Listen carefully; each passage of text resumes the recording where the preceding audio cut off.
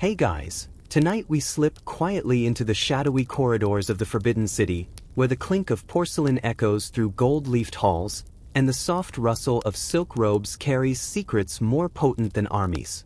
1,000 candles flicker against red lacquered walls, and somewhere nearby, a man with no airs but more influence than a prince is balancing a ledger by moonlight. You've just arrived in Imperial China, and you're not a warrior or a scholar, or even someone the history books usually center. No, you're a eunuch. One of tens of thousands, technically disqualified from family and legacy, but perfectly suited for the palace's most private affairs. You're surrounded by embroidered slippers, incense smoke, and an entire empire resting on your freshly waxed shoulders. It's a weird gig, honestly. You have no official family, no chance of climbing the traditional ladder, and definitely no romantic drama, unless you count that one time a concubine offered you poisoned almond cakes. You probably won't survive this. But if you do, you'll control the very core of China's government using 3 things: ink, tea, and silence. So, before you get comfortable, take a moment to like the video and subscribe, but only if you genuinely enjoy what I do here. And hey, post where you're listening from, and what time it is where you are. Now, dim the lights, maybe turn on a fan for that soft background hum, and let's ease into tonight's journey together. You shuffle down the polished stone corridors of the Forbidden City, trying not to trip on your own robe. They gave you velvet. Deep purple. That means you're trusted, if not exactly loved. Outside, Beijing simmers under layers of snow and lantern smoke. Inside, you hold more power than any general or duke, and yet, there's that ever-present smell of lacquer and anxiety. In your hands? A bamboo ledger, thin parchment, and an ink brush sharpened like a dagger. Because that's how you control the empire, not with swords, but by tracking every shipment of rice, every grain of silver, every whisper in the wind. Nobody thinks much of eunuchs at first. You're meant to be harmless, convenient, loyal by design, since your lack of family means no one expects you to start a dynasty. But the joke's on them. Without a wife or child, you serve only the emperor, and if he favors you, congratulations. You're now the most dangerous man in the palace. One eunuch, a man named Gao Lian, once managed to run not only the court kitchen but also foreign trade operations along the coast. That's right, one guy with a very high voice ran a whole shadow navy. Another, Wei Zhongxian, orchestrated purges of Confucian scholars from the comfort of his perfumed chambers. Historians still argue whether he was a Machiavellian genius or just a paranoid tea addict with way too much access to ink and executioners. You're not there yet. For now, you're still adjusting to the quiet. The kind of silence that wraps around your ears like cotton. Everything here is whisper-coded. A folded fan can mean, seal that decree. A slow sip of tea might be, that minister needs to disappear. You don't yell here. You glide. You hint. You record. You're also starting to get a feel for your rivals. The Confucian officials don't like you. You're not from their elite scholar gentry families. You didn't pass any of their impossible civil exams, and you didn't memorize every line of the Analects before puberty. You're just here. A walking contradiction. Illiterate until recently, yet able to order arrests by smiling at the right scribe. But here's the thing. Emperors don't care about Confucian virtue when their back itches or when they suspect someone's plotting a coup. They care about trust. About proximity. And you, my soft-slippered friend, are always close. Always available. Always listening. The emperor's chambers smell like sandalwood and tension. He waves you forward without looking. You pour his tea. Not too hot, not too cold, just like he likes it. And while he sips, you mention, ever so casually, that the grain deliveries from the south are 3 days late. A blink. A nod. Nothing more. But you've just nudged the empire 1 inch to the left. That's the job. Small movements, big shadows. Of course, it wasn't always this polished. The first eunuchs were mostly domestic servants. Door guards, bath attendants. But as dynasties rose and fell, emperors began using them more strategically. Why let your cousin manage the treasury when your cousin has a suspicious number of horses and private tutors? Better to trust someone with no bloodline to threaten yours. By the Ming dynasty, You've got entire bureaus run exclusively by eunuchs. Secret police, archive management, treasury, you name it. There's even an entire directorate of ceremonial rites led by guys who technically aren't even considered complete men. Quirky side note? Some eunuchs became so influential, they were honored with statues. Bronze busts with high cheekbones and delicate hands, idealized like ancient pop stars. One poor soul, Li Lianing, had an entire tomb complex built just for himself, complete with marble lions and fake heirs carved in relief. And if you're wondering, yes, many eunuchs used herbal treatments, talismans, and even magical, yang-restoring potions in hopes of restoring what had been taken. Didn't work, obviously, but the faith was there. And sometimes so was the business opportunity. Eunuch apothecaries sold these remedies by the cartful to nervous younger recruits. You duck through a moon gate and into the hall of supreme harmony. Your sandals whisper against the stone. Above, dragons coil across the ceiling beams, mouths open mid-roar. You walk past columns the size of tree trunks. Nobody notices you. Everyone notices you. It's a strange limbo, invisible until needed, and then suddenly indispensable. Later that night, back in your tiny quarters near the eastern wall, you light a small lantern and unroll your ledger. Silk-bound, ink-dotted, full of secrets. You dip your brush, careful not to smear the characters. Each line you write shapes the world. Who gets fed, who gets promoted, who simply disappears. You sigh. It's a heavy ledger tonight. But hey, at least you don't have to worry about in-laws. The door creaks behind you. You flinch, just a little. Habit. There's no one there. Just the cold breath of a Beijing winter sneaking in through the cracks. You adjust your robes and return to your inkstone, but your mind drifts. To that day. The day everything changed. The day you stopped being a boy and became something else. They didn't exactly advertise it. You weren't strolling through the marketplace thinking, you know what sounds fun? Becoming a eunuch. Usually you were sold. Or given. Or, in some awful cases, you volunteered. Poverty has a way of making even the worst options feel like a step up. You remember your mother crying. Your father? Silent. Maybe ashamed. Maybe just drunk. You remember a long journey, tied to a cart axle, feet swollen and sore. And you remember the building. Whitewashed walls, no windows, a door that looked too small for what waited behind it. Inside, it smelled like wine and vinegar and something metallic. You want to forget the rest, but you can't. Nobody ever really forgets. You were led to a stool. Told to sit. Stripped. Held down. No anesthetic, just a bite of leather and the promise of silver if you survived. A copper bowl. A sharp knife. The sound of humming. Yes, humming, from the old man with the blade. He said it calmed his hands. The actual cut? Over in seconds. The aftermath? Days of agony. You couldn't walk right for a month. They stuffed the wound with ash and herbs, bound you tight, and left you to see if you'd make it through. Most didn't. Hemorrhage, infection, fever, pick your poison. But you did. Barely.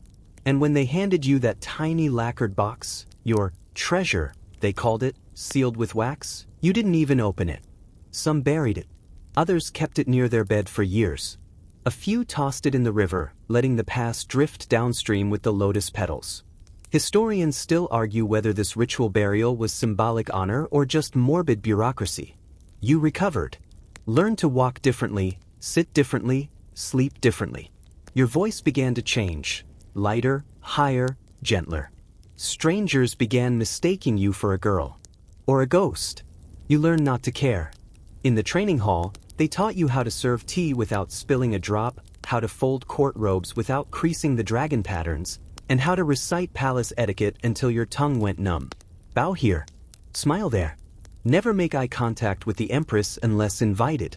Always walk to the left of the main pillar. Never whistle at night, ghosts might follow. But they didn't teach you how to feel when the others died. Your bunkmate, a boy from Fujian, bled out 2 weeks in. Another slipped in the baths and cracked his skull. Another, sweet-faced one, tried to run and was never seen again. Some say he made it.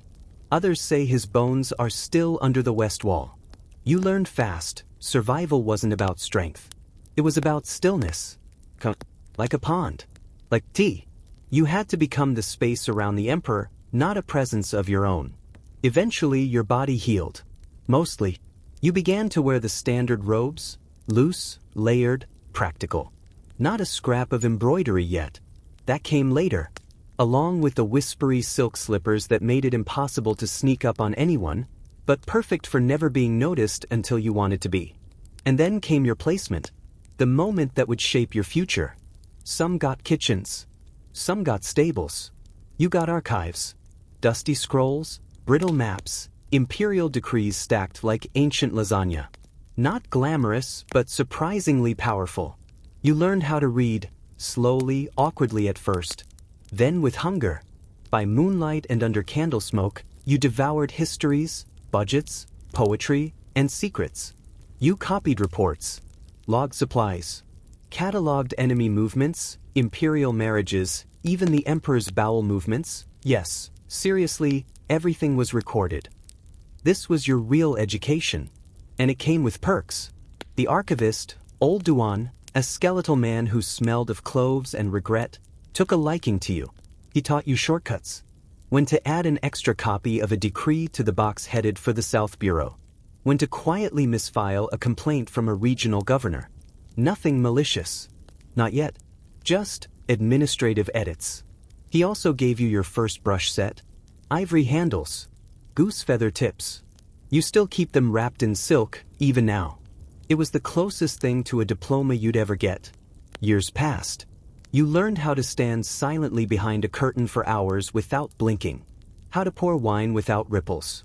How to tell when someone was lying just by how they held their fan. And then one day, sudden as thunder, you were summoned. A new emperor. Nervous. Not quite 15.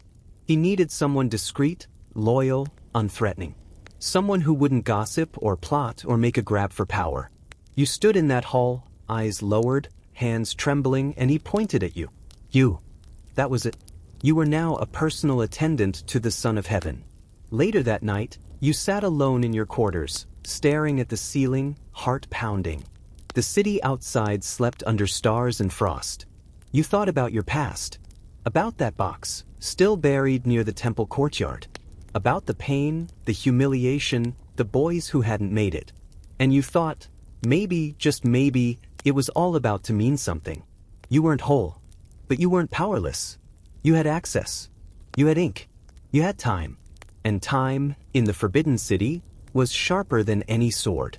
You start your day before the sun even peeks over the red-tiled rooftops of the Forbidden City. The air is thick with incense, your breath fogs in the cold, and the corridors echo with the soft sweep of broom bristles and murmured prayers. You're no longer the shaky apprentice hiding ink stains up your sleeves, you're now someone others bow to. Sort of. Your official title? Zongchangshi, Director of Palace Affairs. But most just call you Eunuch, like it's your first and last name combined. Doesn't matter. You're in the Emperor's inner circle now, and that's a place so few people ever reach that even the portraits don't know how to paint you. Your mornings are a ballet of quiet power. You glide past guards who salute you with lowered eyes. Past courtiers who clench their fists inside their sleeves, silently seething that someone like you, someone who didn't sit through 16 rounds of Confucian exams, is closer to the throne than they'll ever be. You pass them with a gentle smile and a cup of hot tea. Your rise wasn't flashy. It wasn't dramatic. It was slow, deliberate. You didn't climb a ladder. You polished each rung until the ladder bent toward you. It started with errands, then whispers, then minor responsibilities, delivering scrolls, confirming food inventories, arranging robes for imperial ceremonies. You handled it all with a calm, eerie grace that made even senior officials glance twice.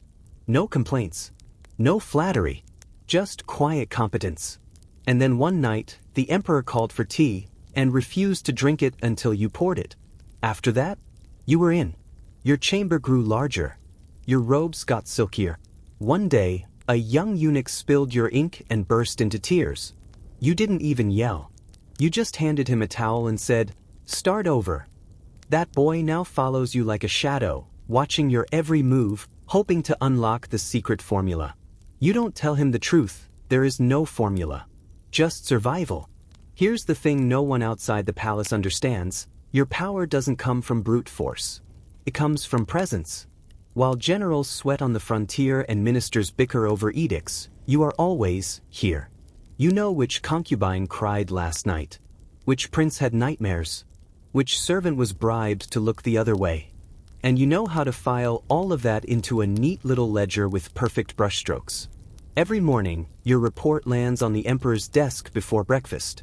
No names, just observations. A cough here, a missing coin there. You don't accuse. You suggest.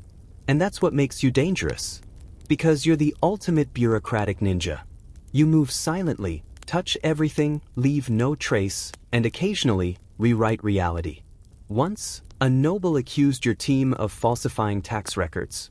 By nightfall, that noble's cousin was discovered hoarding silver behind a fake wall. Coincidence? Who knows?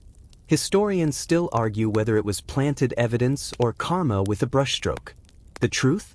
You didn't even need to lift a finger. You just let his own paranoia do the work.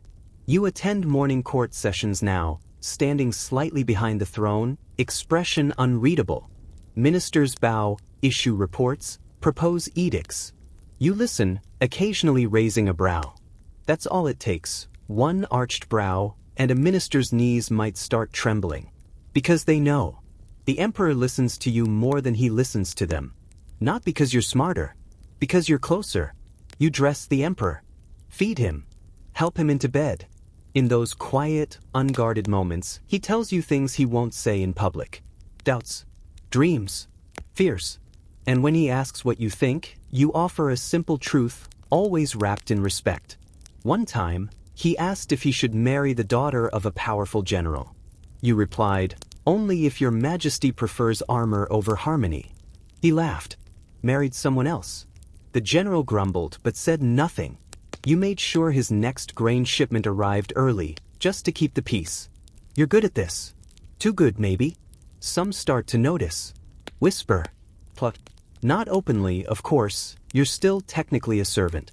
But more than one official has scribbled your name into a diary under suspected influence. Doesn't bother you. Because you know how the game is played. You don't make enemies. You make options. If a scholar official needs a favor, you find it already done. If a rival eunuch stumbles, you offer a hand, then note which way they lean when they think you're not watching. You give, you guide, and you never forget. Quirky side fact? Some eunuchs even had their own calligraphy styles. Yours is tight, controlled, almost meditative. You've developed a habit of doodling tiny cats in the corners of supply orders, just to see if anyone notices. So far, no one has. But one day, the emperor remarked that, "Today's ink feels playful." You just bowed. Inside you smiled. You sleep little these days. But your chamber smells of sandalwood and old paper, and the silence is soothing. Outside, snow falls like powdered jade over the courtyards. You wrap yourself in a quilt stitched by the Empress Dowager's sewing circle, yes, even they fear your opinion, and read through a courier's letter from Yunnan province. Smugglers again. You'll write a note. Someone will disappear. And yet, part of you still remembers the boy who sat on a cold stool, terrified and bleeding. You wonder what he'd think now. Would he be proud? Horrified? Amused? You reach for your brush and whisper, "Almost there." Then you write, "There's a certain magic to the way the Forbidden City breathes before dawn." You walk its halls with lantern light trailing at your heels, every footstep softened by velvet silence. The palace isn't awake yet, but it's never quite asleep either. You pass courtyards still dusted with last night's frost, their stone lions wearing white like confused wedding guests. Somewhere, a gong sounds, distant and hollow, and the bureaucracy begins to stir. That's your true kingdom now: paper, ink, and the gentle tyranny of administration. You sit behind a low lacquered desk, half buried in ledgers. Ration tallies, tribute receipts, labor assignments, the occasional weather report. It's like balancing the empire on rice paper, one wrong stroke, and the whole thing tears. But you don't tear. You glide. You mark which granaries are overstocked and which are suspiciously light. You notice when an inspector's handwriting suddenly changes, maybe gout, maybe forgery. You log how many jars of plum wine were requested by the Southern Court, way too many, and which provinces are still claiming locusts ate their taxes. And yes, you do it all while sipping jasmine tea out of porcelain so delicate it could shatter under a loud thought. Here's a fun little contradiction. The palace is obsessed with opulence, but the machinery that runs it is the dullest work imaginable. There's no glory in inventory, no poems written about timely procurement. Yet you understand now, this is where real control hides. Not in speeches, not in swords. In numbers. And the emperor? He listens. He asks, what do the ledgers say, before he asks his generals what the banners say.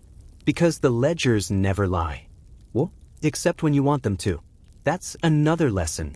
Sometimes, a missing ox or a miscounted shipment is just a rounding error. Other times, it's leverage. You can nudge things. Gently. Shift a column, delay a dispatch. Make it look like an honest mistake. After all, who questions math?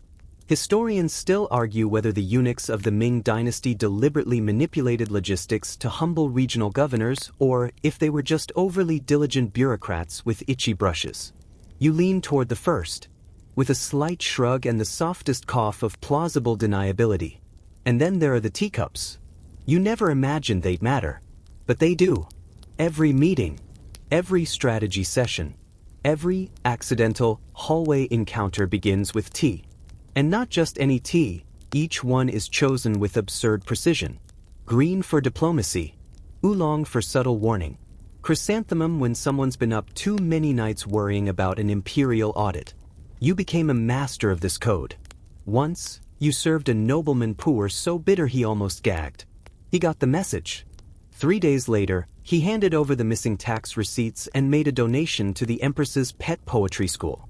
No one said a word. No one needed to. It's not just about the flavor, it's the ceremony. The order. Who lifts their cup first? Who waits? Who doesn't drink at all? A misstep in this subtle theater can signal disrespect, or worse, intent. And you? You choreograph it like a director at the quietest opera ever staged. Eunuchs like you turn the act of pouring tea into a kind of governance. A single raised eyebrow over a steaming cup could halt a trade negotiation or secure a marriage alliance. You've watched ministers shift their entire policy positions because their tea arrived lukewarm.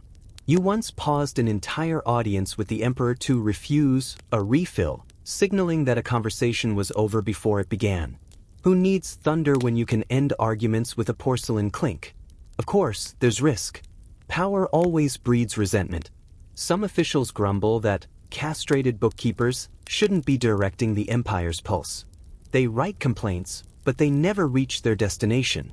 A courier takes the scenic route. A wax seal cracks en route. The document is lost in the archives forever. Ironic, really, since you run the archives. Others try a different route. Flattery. Gifts. Alliances. It's flattering until it's not. One particular magistrate sends you a new robe every season. Silk so fine it feels like sunlight woven by ghosts. You accept it, wear it once, and then have it donated anonymously to an orphanage. You don't keep tokens. You keep records. Still, you're not heartless. You keep a list of courtiers who are honest, or at least honest adjacent. You try to make their lives easier. Slip their petitions into more favorable piles. Make sure their towns get an extra shipment of rice when the floods come. Because at the end of the day, someone has to care. And as strange as it is to admit, after everything, you do. You care that the empire doesn't starve, that the bridges hold, that the emperor doesn't go to bed with poison in his cup. You care that the people in the southern provinces have enough salt to preserve their food and that the palace's cats are accounted for. Yes, even they have a ledger. Don't laugh. You're not just counting coins. You're holding the empire together with string and ink. And yet, some nights you sit alone in your chambers and wonder what it's all for. You stare into your tea, watching the leaves curl like drowned secrets, and think of the life you might have had. Farmer? Shopkeeper? Ghost? But then the gong sounds again. A courier arrives with a scroll sealed in gold wax. The emperor needs a new tax proposal by dawn. And you realize, there's no other you who could do this. There's no version of you that doesn't smell like ink and jasmine. So you unroll the parchment, dip your brush, begin again. The palace never truly sleeps, and neither do you, not really. There's a difference between rest and readiness, and you've long since learned to survive on the latter. Tonight, you sit in the hall of celestial purity, flanked by pillars wrapped in golden dragons, as the emperor dozes on a nearby dais, head cocked slightly, dreams whispering behind half-closed lids. And you, the ever-present shadow, remain nearby, ledger in hand, brush poised. This is how you rule without ruling. You speak softly into silence and it echoes louder than a royal edict. You're not alone, though. Not really. Around you swirl the quiet ranks of the other eunuchs, your kind, your caste, your reluctant brothers. Some younger, some older, some too eager, some quietly bitter. You know them all. Know who can be trusted with imperial pearls and who can't be trusted with chopsticks. Over time, you've learned something strange. Your fellow eunuchs are a mirror maze of ambition and trauma. One swears loyalty with every breath but sneaks mooncakes from the imperial pantry. Another barely speaks but commands a network of informants so deep it might rival the Ministry of Justice. Then there's old Lou, who pretends to be deaf but somehow always stands where secrets are whispered. They all orbit you now. Not because you're the most senior, but because you're the calm in the bureaucracy storm. The one who actually knows where that missing shipment of peppercorns went, spoiler, bribes to the opera troupe in Suzhou. You didn't plan to lead them, but leadership finds its own paths. And well, you're the one who remembers birthdays.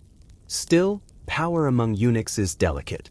It's not carved in stone, it's balanced on warm kanji and cool diplomacy. You don't give orders. You suggest directions. You don't punish, you reassign. A misbehaving assistant finds himself reorganizing ratty hemp robes in the deepest storage chamber for a month. No yelling, just quiet correction. You're cultivating something. Not just obedience, loyalty. And you do it with ink and tiny gestures. One example, a new eunuch arrived last week, shaking like a leaf and botching every line of his duty scrolls. Others mocked him. You brought him tea. Not much. Just one cup, just once.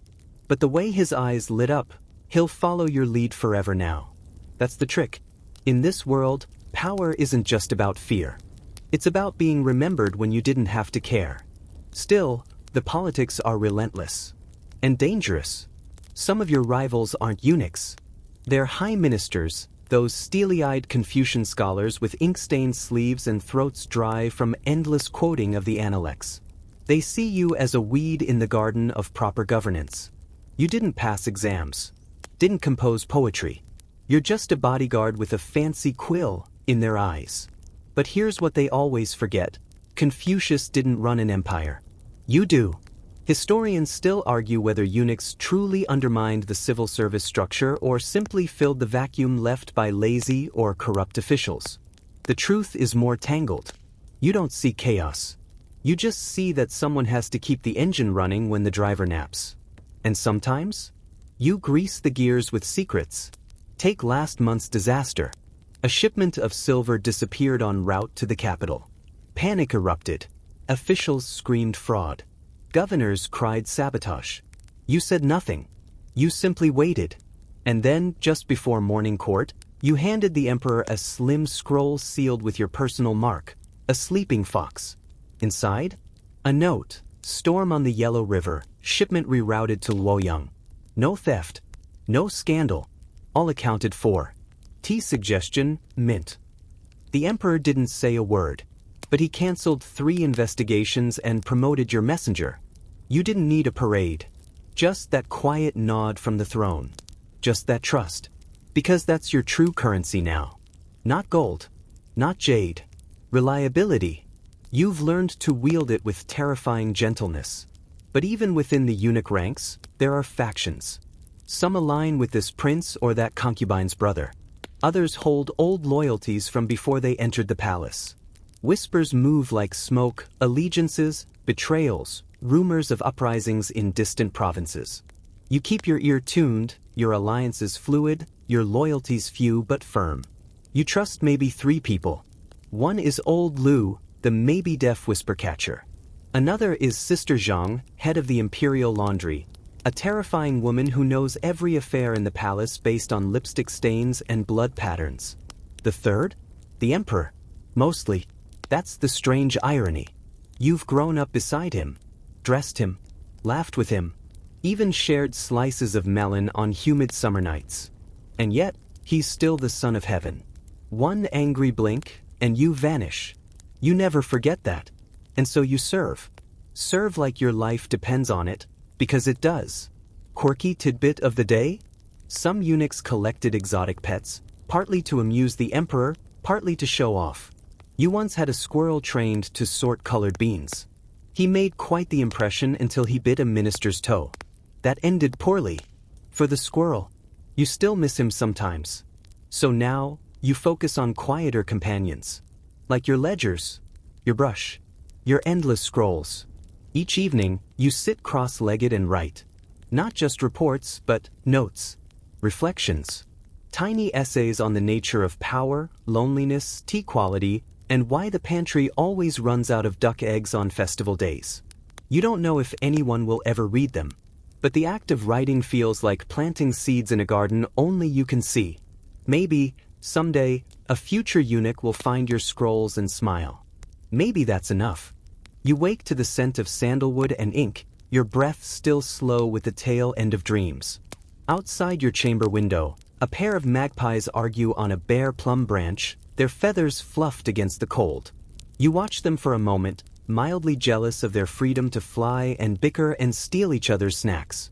Then you rise, stretch, and begin another day of running an empire with no crown, no title, just a ledger and a steady hand. This morning is different, though. There's tension in the corridors. A strange hush that doesn't belong. The eunuchs in the outer court walk faster, avoiding each other's eyes. Even the ever-gossiping laundry boys are unusually quiet. That's when you learn. A scandal is brewing. A shipment of tribute from the southern provinces, spices, silk, 2 mechanical birds that chirp on command, never reached the imperial vault. Somewhere between the docks and the hall of treasured offerings, the entire inventory vanished. Now, of course, some will claim it's a mistake. Maybe a simple miscount. Maybe a bureaucratic delay. But you know better. This smells like sabotage. And worse, it smells like someone wants the blame to land on you. It's a bold move. Accusing a high-ranking eunuch of embezzlement or negligence isn't just risky, it's career suicide. Unless, of course, you've already bought a scapegoat. So you act quickly. First, you summon Chin, your most obsessive assistant, the one who once filed a complaint about how the ink used for tax stamps wasn't quite imperial purple. If anyone can sniff out a paper trail, it's him. You give no grand speeches. Just hand him a blank scroll and say, "Find the ghost in the books." He bows low, trembling with the excitement of a hunt. Then you visit the imperial stables. Not for horses, though the Mongol blood stallions are indeed magnificent, but to speak with an old friend, Captain Wu, the stable master, and a man who knows the quiet rhythms of palace life better than most.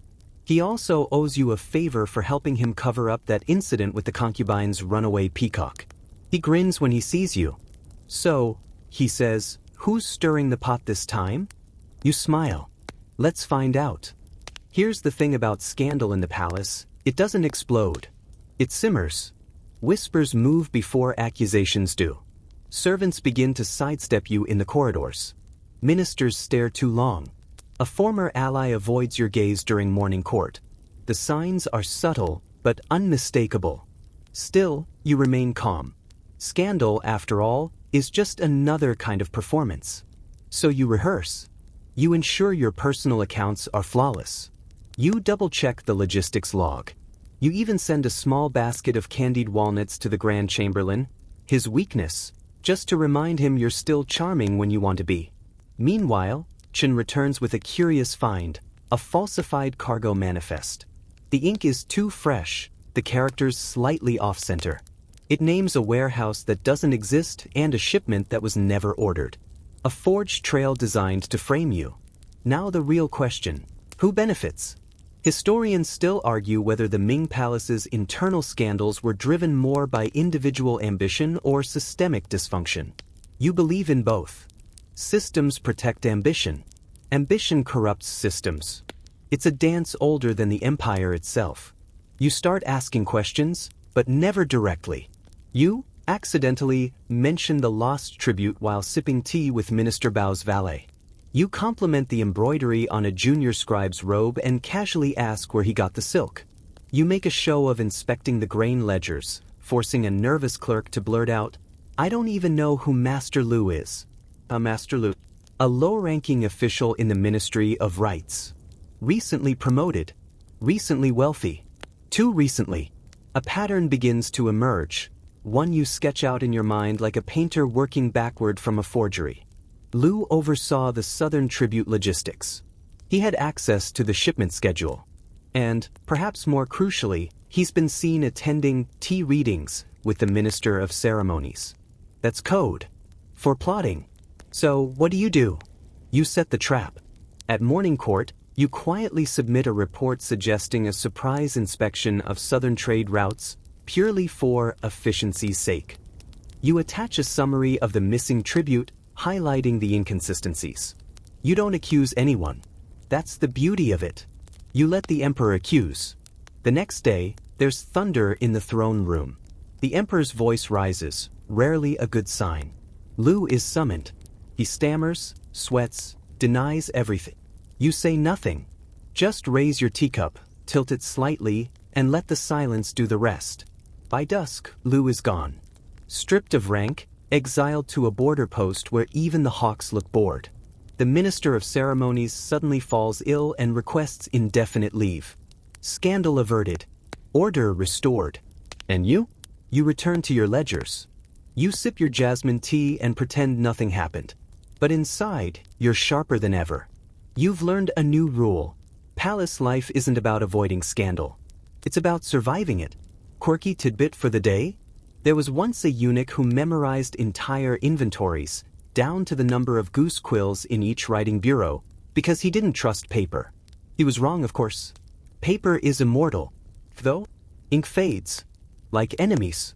Like friends. That night, back in your chambers, you light a small stick of incense and think of Lu. Not with pity. With curiosity. How many more like him are waiting in the wings? And what will you do when the next scandal doesn't come with such sloppy handwriting? You sigh. Then dip your brush into ink and record every detail. Because one day, someone will ask how the empire survived so many close calls. And the answer will be simple. You were there. Watching. Boys.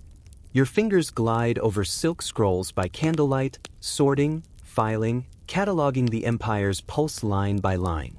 Somewhere, in the distant wings of the palace, music plays, soft zither and flutes meandering like moonlight down a corridor. It's all so serene, you almost forget you're knee-deep in one of the most fragile balancing acts in imperial history. Because here's the truth, the emperor is losing interest. Not in you, necessarily, but in ruling. It happens. Not every son of heaven is a morning person. Some get bored. Some turn to painting or poetry or endless hours of pigeon breeding. This one? He's discovered architecture. And not just admiring buildings. He wants to design them. Right down to how many roof tiles should sit on a single eave. You've already lost 3 afternoons this week to debates over whether the new pagoda should face northeast or directly east for optimal dragon chi flow. Cute, right? Until you realize that while His Majesty sketches gazebo floor plans, provincial governors are siphoning taxes, grain quotas are going unmet, and border garrisons haven't been paid in 2 months. And who steps in when the emperor starts drawing koi pawns instead of issuing decrees? This is the era of soft power. Of running things with a smile and a sleeve full of polite suggestions. Today, for example, you find yourself at a table with 3 ministers, each of whom would rather stick a hairpin in their own eye than admit they're listening to a eunuch. You smile. Ask whether they've seen the emperor's new blueprints. They haven't. You unroll the sketches with a flourish. Point to a particular drawing. His Majesty, you murmur, wants the gardens here. But the land hasn't been cleared. It requires authorization. I believe your office manages that? And just like that, the memo gets written. You do this 10 times a day now. Smoothing cracks. Nudging policy. Gently steering the ship of state while the captain's off measuring pavilions. Historians still argue whether eunuchs intentionally encouraged imperial distraction as a power grab or merely reacted to it. The line is thin. Sometimes even you aren't sure. But you do what must be done. And sometimes what must be done is odd. Take the Great Clay Crisis. It began innocently enough. The emperor wanted a new set of teacups.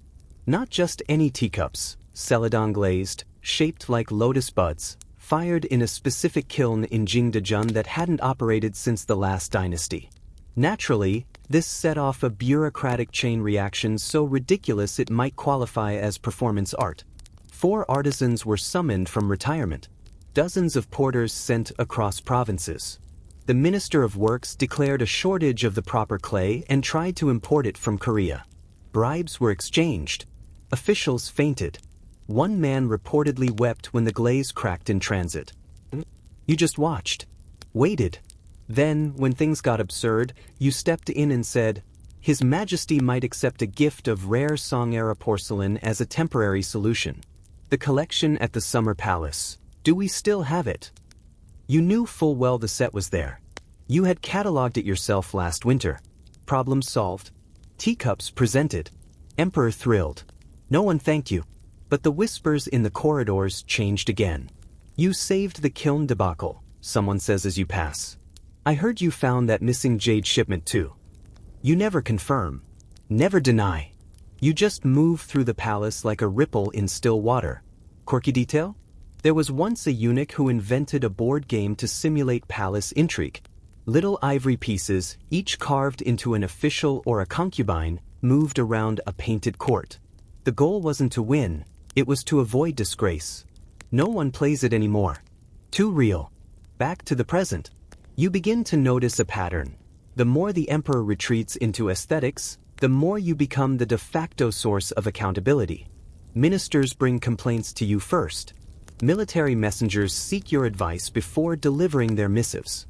Even palace cooks now ask your opinion on imperial menus. It's flattering and terrifying, because this kind of influence is unstable.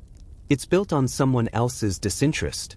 And if that shifts, you might find yourself very alone, very fast. So you start laying foundations. Quiet ones. You sponsor a new well in the lower servants' quarters. Purely practical, of course. But now, 300 more workers speak your name with fondness. You arrange for a new set of umbrellas during the rainy season. Suddenly, the outer eunuchs adore you. You recommend the stable master's niece for a court musician audition. She gets in. Plays beautifully. Captain Wu is indebted to you forever. Every favor is a stitch in the fabric of your safety net. And you're going to need it. Because late one evening, a pigeon arrives. Not one of the palace birds, mind you. This one is leaner, scruffier. The secret bird, you might say. The message tied to its leg is written in code, but you recognize the style. It's from one of your informants in the south. Trouble. Local magistrate hiding crop records. Famine risk. Imperial auditors silenced. Possible rebellion brewing. You exhale slowly. Of course. While you've been pouring tea and fetching pottery, the empire's bones have started to creak. And now you have to fix it. But how do you convince a poetry-obsessed emperor that a tax revolt is more urgent than porcelain lotuses? With care. With timing. And yes, with teacups. You arrange for the emperor to be gifted a rare songbook from the south, written on paper made from rice straw, popular in the famine region. As he admires it, you casually mention the region's unique papermaking techniques. Its tragic drought history. Its loyal officials. The emperor frowns. Loyal, he asks. Mostly, you say, and let the word hang. By morning, he's summoned a private report. You already have one ready. So, balanced, respectful, but honest. Because now it's not about fixing things yourself. It's about reminding the emperor how. And maybe, just maybe, he's listening again. You wake in the twilight hours to the scrape of sandalwood against tile. Someone sliding a message beneath your door again. You don't rush to it. You never do. You simply finish your tea, then walk slowly across the room, as if palace crises can be held at bay with enough ceremony. The message reads, "Border envoy from the west arriving. No protocols filed." Wonderful. Another surprise. Just what your already spinning teacup of a week needed. You step into your shoes with a sigh, wrap your robe tight, and start calculating the implications. An envoy without protocol? That's like a chess piece leaping off the board and demanding a fresh set of rules. Which usually means someone's either hiding something or testing the empire's patience. The Western territories are tricky business. Always have been. Mountains, bandits, trade caravans, a rotating cast of regional warlords pretending to be governors. They send tribute when it suits them and excuses when it doesn't. And now one of them has sent a man. Or perhaps a message disguised as a man. You head for the southern gate, where the envoy will arrive, brushing off sleepy guards and wide-eyed scribes as you go. By the time you reach the reception hall, you've summoned enough senior eunuchs and lower ministers to form a plausible welcome committee, one that looks official without actually being imperial. And there he is, the envoy. He's wearing fur-lined robes that still carry the dry scent of desert wind. His beard is too long for court, his boots dusty. He bows only halfway. He presents a token, a small, carved horse from jade. Western jade. Rare. Expensive. You raise an eyebrow. He doesn't blink. Then he speaks, and his Mandarin is polished. Suspiciously so. You've dealt with warlords before. They don't usually bother with elocution lessons. You motion for tea, and the envoy accepts. That gives you time. You let your underlings handle the formal greetings while you study him. His hands are uncalloused. His eyes dart a little too much. And when the tea arrives, he takes it in his left hand. A signal. You recognize it. He's not just a diplomat. He's a spy. Historians still argue whether the Ming court ever ran a centralized espionage network or whether it was more of a patchwork quilt of paranoia and eavesdropping. Either way, this man is trained, and not by amateurs. So why send a spy openly? Because they want you to know. You play your part, offering bland pleasantries, accepting his scroll of well wishes, and noting, casually, that the tribute list he presents doesn't match what's expected. Missing, silver ingots. Added, medicinal herbs not listed on any trade permit. You smile. He smiles. A shared moment of unspoken awareness. The next step? Information control. You quietly instruct one scribe to accidentally record the envoy's arrival under a false name. Another scribe is sent to search recent messages from the border, see if anything warned of this visit. Meanwhile, you order the tribute wagon to be inspected by night under lantern light, away from public eyes. And you do what you always do. Walk the halls in circles, pretending not to be concerned, while your mind races 3 steps ahead. By the second day, the pattern emerges. The envoy is here to test the court's response times. To see how quickly news spreads from the outer palace to the throne room. To see if there's decay in the center. You can't let that stand. So you flip the game. You invite him to the imperial tea garden. Not a formal visit, something relaxed. An accidental encounter with 3 key ministers. You seat him between 2 minor officials who secretly despise each other. You watch how he reacts to tension, to jokes, to the way certain words are emphasized. And then, you drop your little trap. You casually mention an upcoming review of frontier taxes, completely fabricated, of course, and note that certain governors may be rotated soon.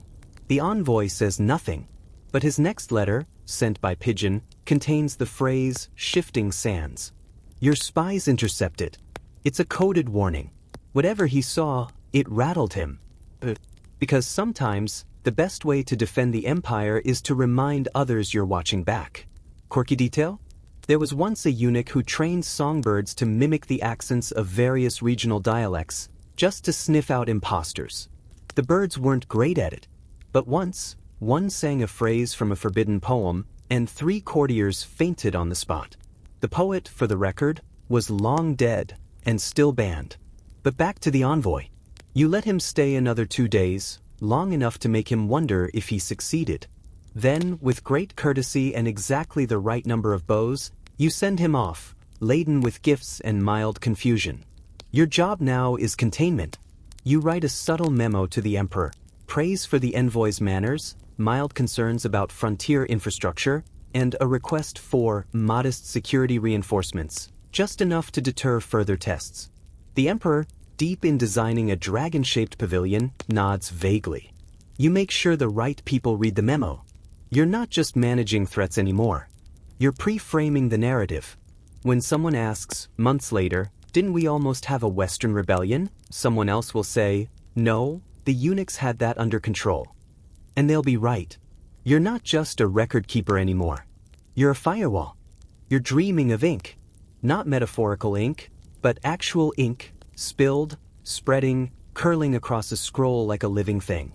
The dream dissolves into voices before you can stop it. They say he controls the appointments now. Without him, the grain shipments wouldn't have left Nanjing. He even knows the emperor's sleep schedule. The whispers wrap around you like smoke as you step out into the cool morning air of the outer court. You pretend not to hear them. You always pretend. That's part of the game. The more they talk, the less they act. Usually.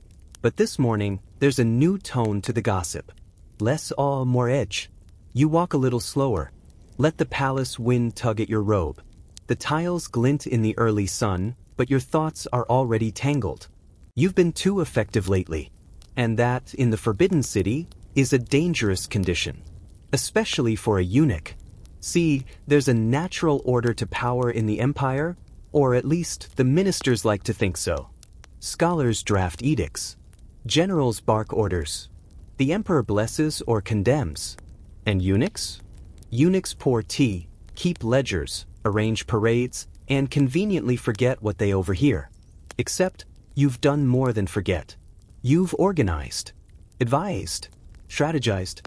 You've moved pieces on the board that weren't yours to touch. And the Confucians? Oh, they're not amused. Historians still argue whether Confucian disdain for eunuchs was moral, political, or just a good excuse for gatekeeping. Probably all three. But one thing's certain, they see you as a pollutant in the bloodstream of statecraft. A bureaucratic mutation. And now, they're mobilizing. It starts small. A policy draft that excludes eunuch advisors. A sermon delivered just a little too loudly at the state college. A memorial to the emperor, with all due respect, expressing concern that certain non-traditional influences may be compromising the throne's clarity. You're not named, but you can hear it in the walls. The tightening, the testing. They want you out, or down, or, let's be honest, dead. So what do? You prepare a party. No, seriously, a moon viewing banquet. It's perfectly timed with the Mid-Autumn Festival, and you invite everyone. Ministers, generals, the emperor's cousins twice removed. Even the crankiest old Confucians, the ones who haven't smiled since the last dynasty. And you make it flawless. Every lantern placed by zodiac sign. Every dish a historical pun. The tea? A blend sourced from all 13 provinces, symbolizing unity.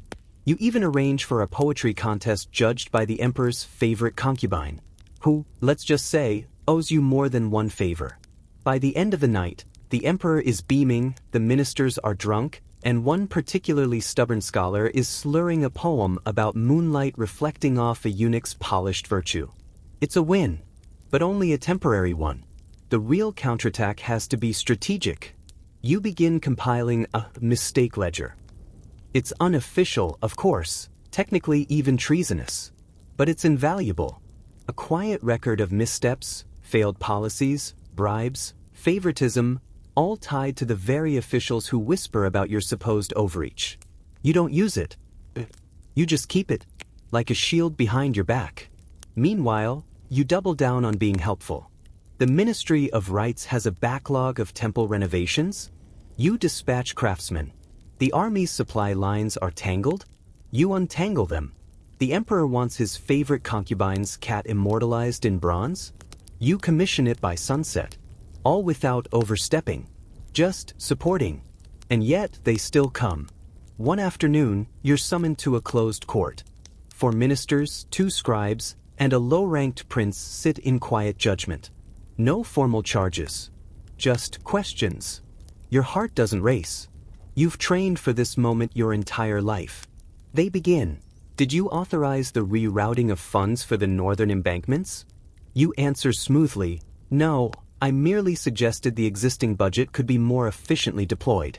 The final authorization came from the Minister of Works. Which it did. Were you aware that several provincial inspectors reported directly to you? You pause.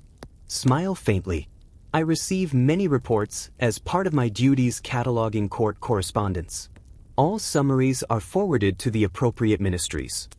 Also true. Do you believe eunuchs should hold influence over state matters? There it is. You take your time. I believe that loyalty to the emperor can take many forms. Mine is quiet, practical, and complete. If I have served well, it is only because I've obeyed. The silence stretches. Then the prince coughs, mumbles something about decorum, and the meeting ends. But the message is clear. They're not backing down. Quirky detail. One eunuch centuries ago trained mice to deliver coded messages between palace rooms. He even built them tiny scroll cases. The mice were tragically eaten by a cat belonging to a dowager empress. But still, a noble effort. Anyway, you retreat that evening to your private quarters. Light incense. Let the smoke curl into the ceiling like a question. Then, you open the mistake ledger and begin copying certain names onto a second scroll. One formatted like a gift list. Because if they want a war, you'll give them one. Wrapped in red ribbon. Presented with a bow. The thing about running an empire from behind a screen is no one ever sees the strings until you want them to. Today, you want them to. You're sitting at a lacquered table, hunched over another ledger, when the courier arrives. He doesn't speak, just bows, drops a scroll, and vanishes into the shadowy arcades of the corridor like a phantom in silk slippers. You unroll the scroll slowly. It's from the Ministry of Personnel. It's about appointments. Specifically, 3 new provincial governors. Their names aren't surprising. What is surprising is the calligraphy, elegant, deliberate, but just slightly rushed. Someone's trying to push this through without much fanfare. You squint. These are Confucian loyalists. The same men who sipped your tea last week and whispered about the moral fabric of the state fraying under unorthodox hands. And now they're being posted to faraway provinces? Interesting. Curious. Convenient. You know what this is. It's a purge. Now yours. They think if they quietly shuffle their allies into regional posts, they can cut your influence off at the knees. No more eunuch-organized grain caravans. No more border intelligence leaks making their way to your desk. Just a slow constriction until your power withers like an overwatered orchid. They underestimate you. Bold move. Historians still argue whether the so-called mid-Ming appointments crisis was engineered by Confucian hardliners or simply a consequence of post-famine political vacuum. What they agree on? The eunuchs didn't take it lying down. You certainly don't. That afternoon, you call a tea tasting, which, as everyone knows, is code. Your inner circle arrives, the eunuch archivist who controls the imperial library's access logs, the one with the scar on his eyebrow who has half the tax ministry bribed, and your favorite, quiet old Lou, who speaks 5 dialects and used to run tribute ships disguised as pleasure barges. You pour them jasmine and honey leaf tea. No words at first, just the sound of soft sipping and the occasional polite grunt of appreciation. Then you lay out the situation. 3 provinces, 3 governors, 3 problems. You don't bark orders. That's not how power flows here. Instead, you share observations. Interesting, you say, how quickly those appointments were made. Pity the emperor wasn't briefed thoroughly. Did you know Governor X's son once borrowed 2,000 taels and never repaid it? Eyebrows rise. Teacups still. You let the silence ferment like aged puer. Then the suggestions begin. Lou proposes a clerical error in the appointment paperwork. Perhaps the seal was misaligned. The archivist wonders aloud if perhaps the emperor was misinformed due to a forged petition. The scarred one offers something darker, fabricated evidence of treason to be quietly planted. You nod. Provingly. Not at the darkest idea, but at the readiness. You assign no tasks. But you all rise knowing exactly what happens next. This is a counter-conspiracy in slippers and whispers. And it's going to be beautiful. Over the next week, you watch the wheels turn. One of the governors is abruptly delayed due to an outbreak of river fever. Convenient, since the fever doesn't exist. Another's credentials are suddenly challenged, an ancestral blot turns out to be a fabrication, and the emperor is very disappointed in genealogical fraud. The third? He arrives at his province, only to find that his key aides have been reassigned, all replaced with eunuch-trained clerks who bow to you before they bow to him. By the end of the week, the appointments crisis has been neutralized like a dumpling soaked in vinegar, softened, broken, digested. You're still here, more present than ever. And now the ministers know, you don't just run teacups and ledgers. You run outcomes. Quirky bit. There was once a eunuch who trained his staff to speak entirely in rhymed couplets for a year. The idea? Poetry made people listen more carefully. It worked, until a courtier vomited from holding in laughter during a memorial about flood victims. The practice was discontinued. Back to the palace. The emperor, of course, remains blissfully unaware. He's currently commissioning a mural of the mythical Chilan drinking from a jade bowl. You make sure the paint is delivered on time. Still, you don't gloat. You tighten your network. You install a new scribe in the Ministry of Personnel, one with a photographic memory and a charming stutter. You promote a kitchen boy who once eavesdropped on a treason plot while seasoning fish. You even secure a quiet little temple outside the city wall, somewhere to store certain documents, should the need arise. And then, just as you're starting to relax, an old man arrives at your door. He doesn't bow. Just stands there, hands behind his back, robes frayed, eyes sharp. He's a retired tutor. Once educated the emperor's father. No official role now, but everyone listens when he speaks. Too many strings, he says softly, and the puppet gets tangled. You offer him tea. He declines. You've done well, he says. But don't mistake survival for safety. And then he walks away. No threats. No warnings. Just truth. You sit with that for a long time. Then, as the incense burns low, you light a new candle and begin drafting your next report. This one? About the Yellow River's shifting course. Because empires may tremble at politics, but they collapse with floods. And you, as always, are thinking 3 disasters ahead. You're dreaming again, this time of paper. Stacks of it, rustling like dry leaves in a midnight breeze, each sheet carrying secrets, taxes, marriages, rebellions, crop tallies, border disputes, song lyrics, and one very vivid drawing of a tiger attacking a celestial bureaucrat. You wake with a start. No tiger. Just another early summons. The emperor wants numbers. Because while the ministers debate rituals and cosmic order, the emperor has recently become obsessed with logistics. Thanks to you. You taught him about ledgers. Not just in the dusty, ceremonial way emperors are supposed to care, but in the I want daily updates on millet distribution and brick requisitions kind of way. You may have created a monster. This morning, he wants to know how many copper coins are circulating in the eastern prefectures.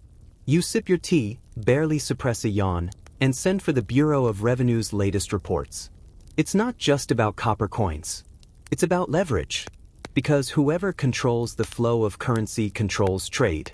And whoever controls trade controls the pulse of the empire. You've been leaning into that. Historians still argue whether eunuchs truly understood macroeconomics, or if they just stumbled into financial dominance by handling palace purchases and bribes for centuries. Either way, one thing's clear. You now have a grip on the empire's purse strings, and it's getting tighter by the day. Which brings us to today's crisis. Rice prices in the south have spiked. Floods ruined half the harvest. Merchants are hoarding. And the governor of Fujian just sent a panicked pigeon about civil unrest. This is not good. Because hunger, as you well know, doesn't respect rank or ritual. It eats through walls. And when people start rioting, even the most harmonious empire gets ugly fast. So, what do? You bypass the governors. You dispatch eunuch agents, disguised as merchant auditors, to check granary levels. You quietly reroute imperial tribute ships to stop in rice-strapped towns. You instruct local temples to distribute their stored grain in the spirit of charity, knowing full well that you'll reimburse them later with interest in the form of favorable pilgrimage permits. Meanwhile, you release a new edict. Well, the emperor does, but let's not quibble. It encourages fair trade, penalizes hoarding, and, subtly, credits the efficiency of palace intermediaries for stabilizing the food supply. You're not modest. You're strategic. And now you've got rice flowing, markets calming, and the emperor smiling as he studies a graph you prepared showing prosperity trends. You made it colorful, added tiny drawings of rice stalks. The emperor is enchanted, but not everyone's happy. One minister, enraged that you've usurped his authority again, tries to slip a clause into a tax decree that would require eunuchs to submit personal financial records. A clear trap. You spot it instantly, and respond, not with outrage, but with enthusiasm. You send your own proposed budget records to the emperor. They're immaculate, transparent, almost boring in their perfection. By comparison, the minister's finances, leaked days later by a disgruntled scribe, look like the bottom of a spittoon. He's retired for health reasons by week's end. Quirky tidbit: at one point, eunuchs began minting their own unofficial good luck tokens. Tiny copper charms shaped like peaches, frogs, or, oddly, hammers. They weren't legal tender, but people kept them anyway. Some still turn up in antique markets today. Back to the rice. You know this crisis isn't over. So you order a citywide census, not for population but for pantries. You want to know what people are eating, what they're storing, how far a bowl of congee goes in each district. Your men, dressed as monks and tailors, knock on doors with soft voices and wide eyes. Most households open up. Those that don't? Well, you arrange for an accidental inspection related to a lost imperial seal. Every pantry opens eventually, and then you find something strange. In the southernmost district, rice isn't being hoarded, it's missing. Gone. Not sold. Not stored. Vanished. Which means someone's siphoning it off before it even hits the market. You dig deeper. Turns out a river transport inspector has been rerouting shipments, sending half the supply to his cousin's private silos. He plans to sell it back once prices double. You have him arrested. Not publicly. You invite him for tea. He drinks nervously while you explain, calmly, with diagrams, how famine destabilizes empires. You don't yell. You don't threaten. You just explain. Then you give him two options: return the rice and disappear, or don't. He returns it, and disappears. Your network expands again. People talk. They say the rice famine passed like a shadow, barely touching the capital. They say the emperor's advisors are wise. They say someone must be keeping the wheels turning. But they never say your name out loud. And that's just how you like it. Rain drums against the palace roof like 1,000 drumming fingers trying to get your attention. You sit alone, watching ink curl across silk scrolls, quietly planning your next move. Because while rice might calm the stomach, paper controls the mind. Today's subject: information. And who gets it? The empire is wide, so wide you'd lose track of the sunrise if you weren't careful.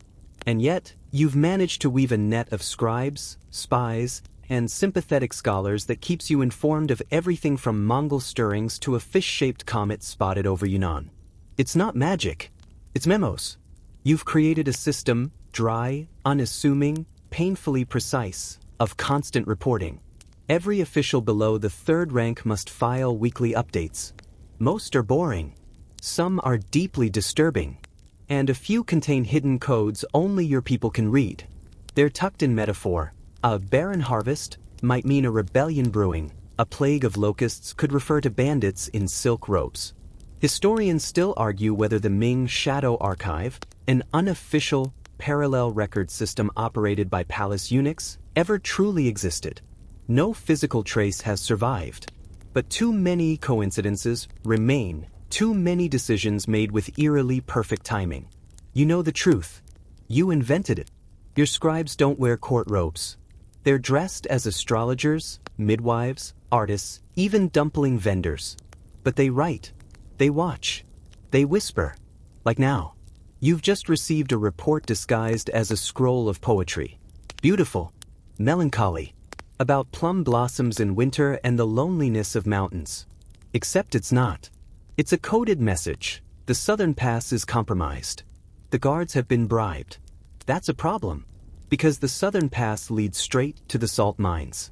And salt, next to rice and copper, is one of the empire's most critical resources. Time to act. You send 2 of your operatives south, one dressed as a salt tax inspector, the other as a wandering monk with a penchant for scroll painting. Their job isn't to arrest anyone. Their job is to listen. Find the leak. Meanwhile, you quietly delay any shipments from the southern depots, claiming clerical backlog. You're buying time, because once you know who's involved, you'll need to clean house. Quietly, surgically, and fast. In the meantime, you keep the emperor occupied. He's currently fascinated by foreign maps, obsessing over islands with names like Java and Luzon. He wants to know if they have dragons. You suggest they probably do, and offer to commission a voyage next year. That buys you a week. Quirky tidbit. One particularly eccentric eunuch once ran a mail courier system by training a flock of parrots to repeat messages. It worked, until one of the birds began repeating a scandalous love confession at the wrong banquet. The parrots were reassigned to a temple aviary. They're probably still gossiping. Back to the salt mines. Your monk painter returns with more than art. He's found the traitor. Not a guard. Not a bandit. But a minor official, someone who once served tea at court, quietly reassigned to the provinces after a failed exam. Forgotten. Invisible. The perfect leak. He's been forging permits, sneaking out barrels, selling them to smugglers who bribe local soldiers to look away. In return, he's built himself a private estate with heated floors and a concubine who sings poetry while combing his hair. You don't envy him. You envy his ambition. Still, he's a problem.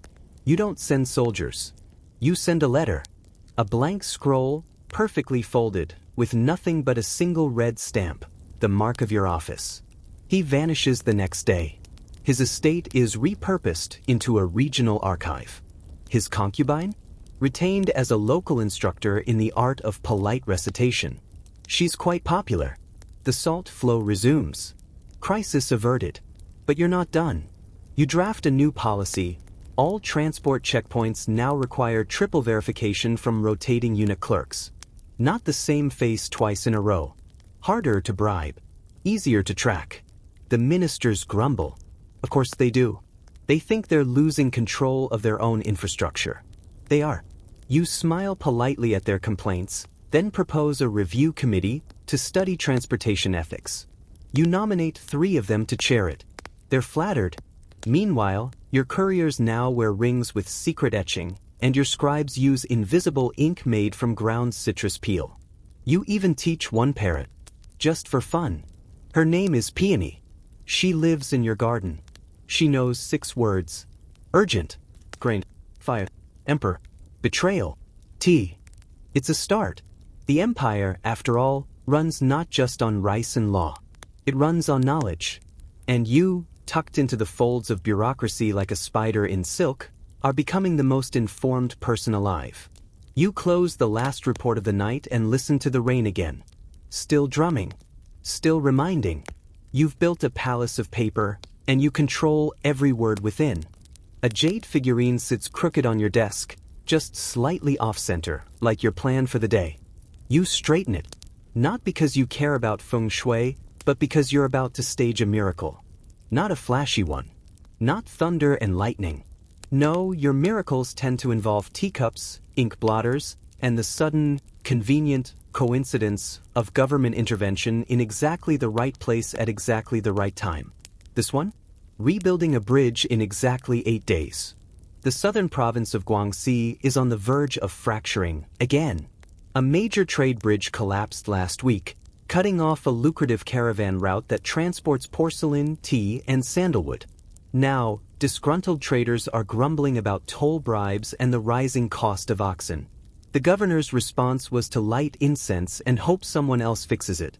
That someone is, of course, you don't have an army. You don't wear armor. But you do have a clipboard. And 11 loyal eunuchs posing as imperial surveyors. They arrive at the site before dawn, armed with scrolls, stamps, and an appetite for boiled cabbage.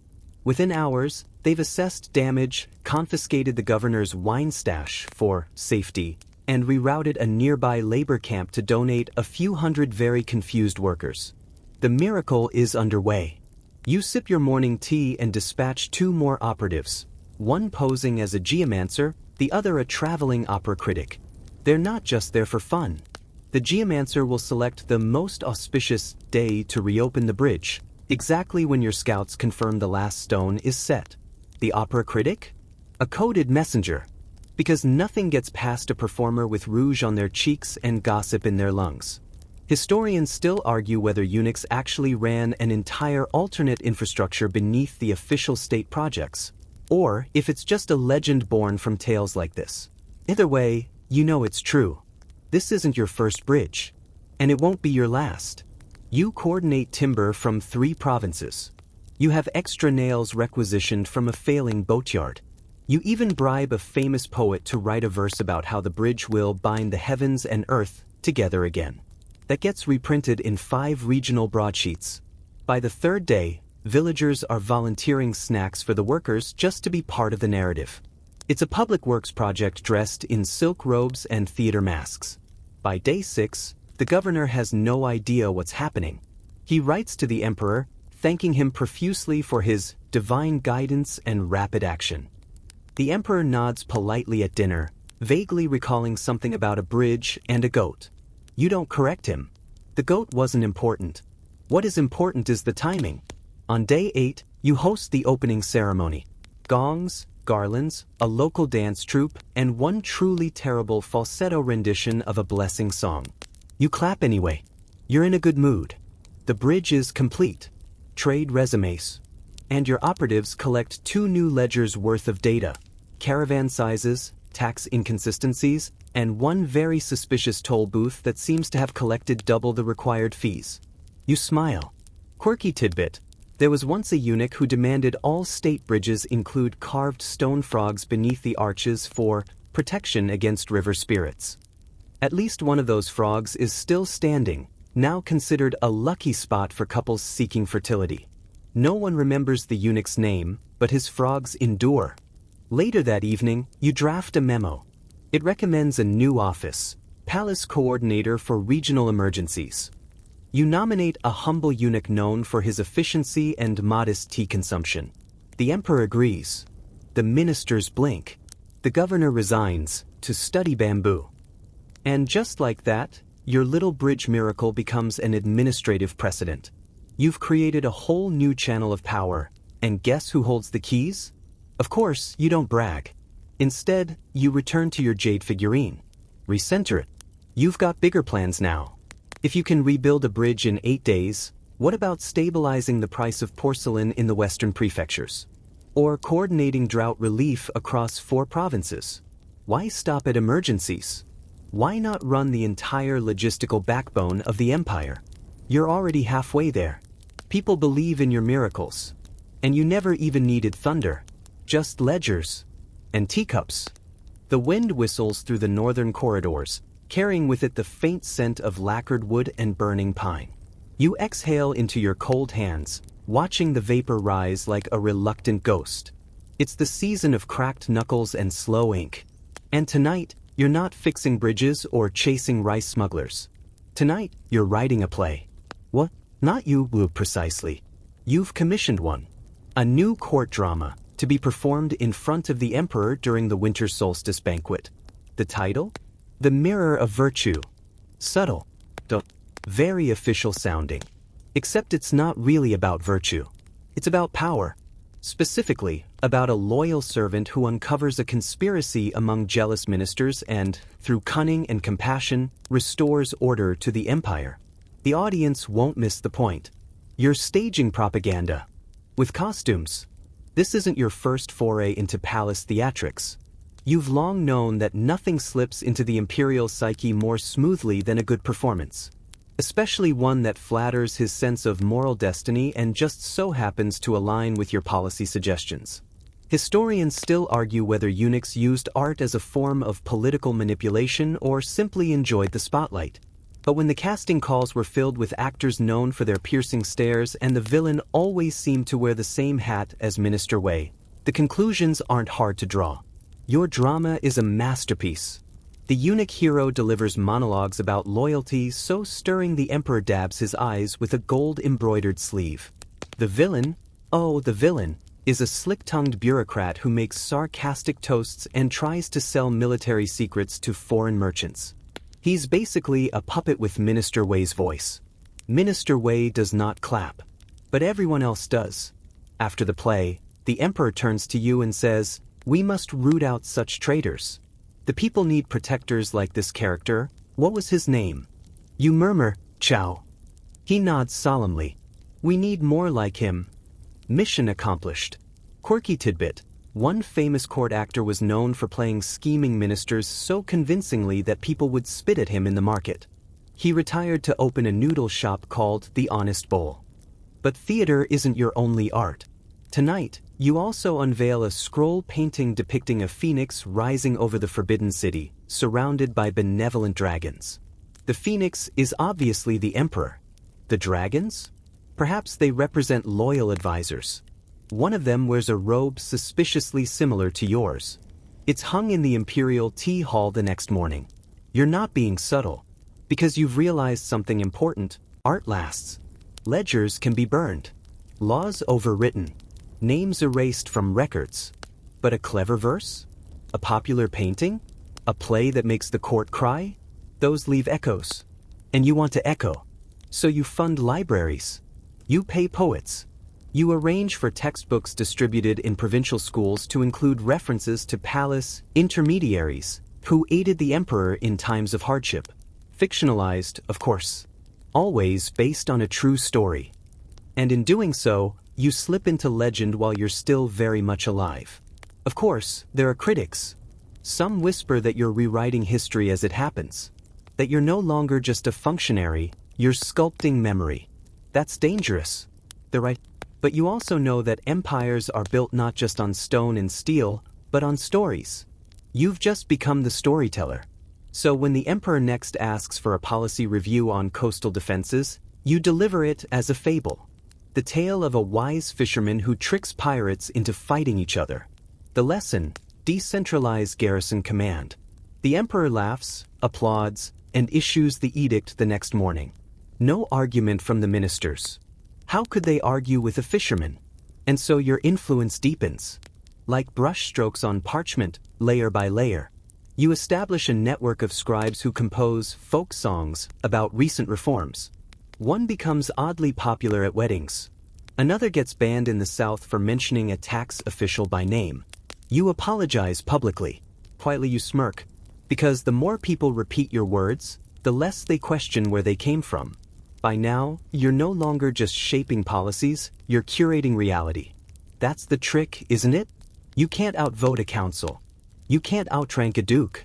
But you can outlast a rumor. And that's enough. So tonight, as the solstice moon rises over the palace, you stand behind the curtain while a child actor dressed in embroidered silk bows to the emperor and declares, "May the wise heart outshine the clever tongue." He's looking straight at you. And you bow back. Ever so slightly. You wake before the rooster calls. Well, technically, before the clockwork rooster hidden in your garden clock tower screeches a disjointed crow at sunrise. It was a gift from a foreign envoy. Charming, slightly broken, and now a daily reminder that the world beyond your palace is louder, messier, and very much awake. And today, the world is knocking, because the Silk Road is unraveling. It starts with whispers. Caravans arriving half-empty. Rumors of raiders. A sudden rise in customs fees out west. Your first instinct is that it's another governor skimming off the top, but then a coded scroll arrives from your operative posing as a spice merchant near Dunhuang. The message is curt: desert silence. Horses vanish. Watch the flags. Which sounds poetic. Until you read between the lines. Trade routes are shifting.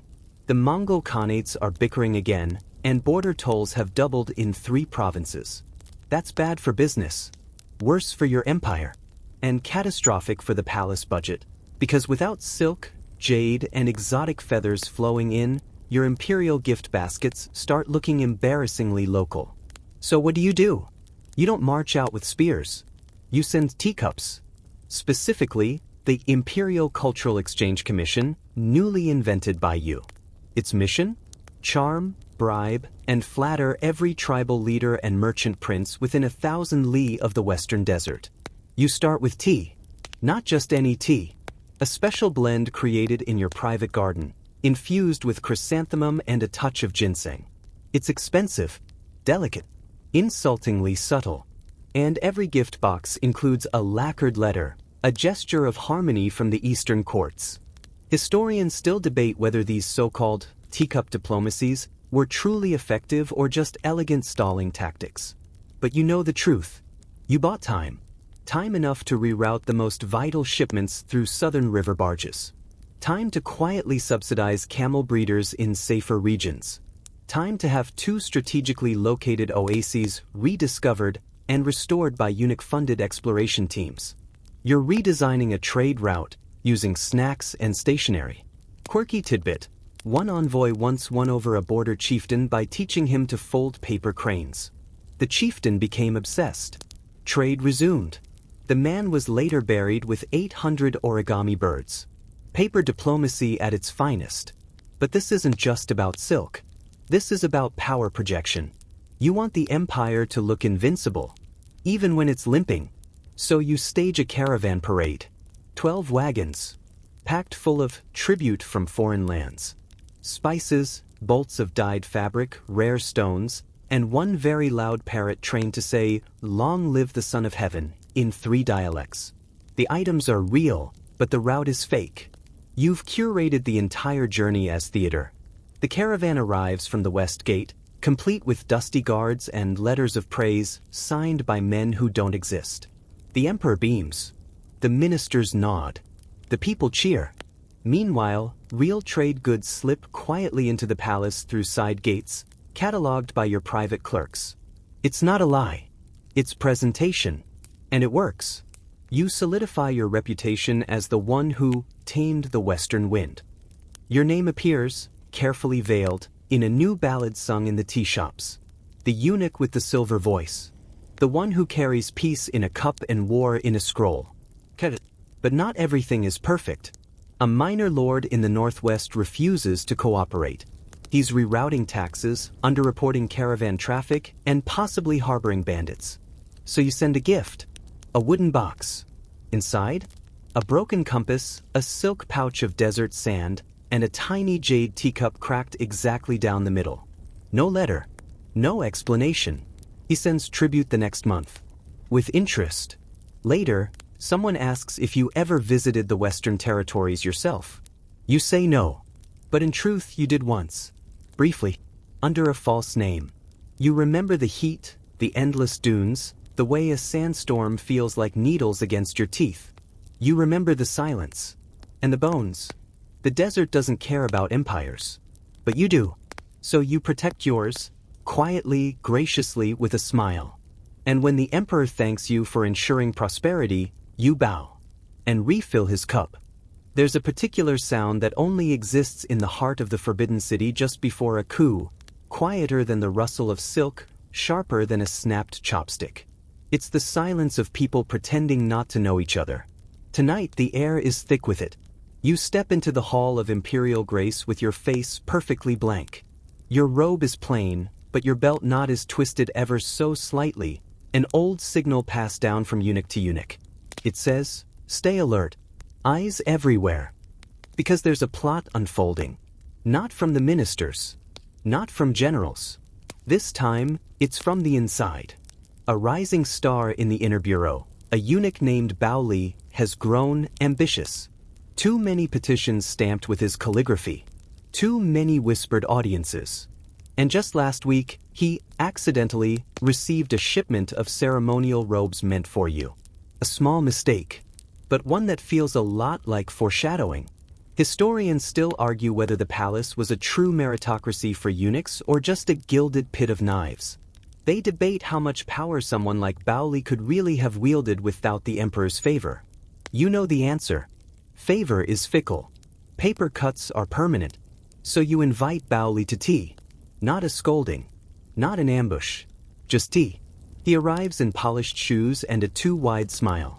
You offer him chrysanthemum with honey and casually mention the story of an ancient gardener who pruned his best rose too early and then watched a weed bloom in its place. He laughs. Nervously. You both know what this is. But you're not planning revenge. That would be loud. Messy. And beneath you. Instead, you begin documenting. Over the next 3 weeks, you redirect 5 minor reports through Baoli's hands. Each contains small, subtle errors. Dates that contradict court records. Invented tax numbers. A missing storage inventory list. Then you wait. And you prepare the ledger. The day the emperor asks about those errors, you quietly present the documentation. Not as an accusation. As a concern. A worry that perhaps one of your own is overburdened.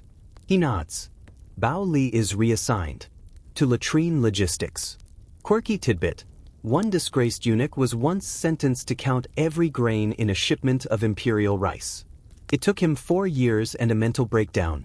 Today, the phrase counting rice for ghosts still refers to busy work that slowly destroys your soul. Of course, you're not proud of what you did. Actually, scratch that, you are proud. Because power in the palace doesn't hinge on brute force. It hinges on staying one chess move ahead while smiling like you're asleep.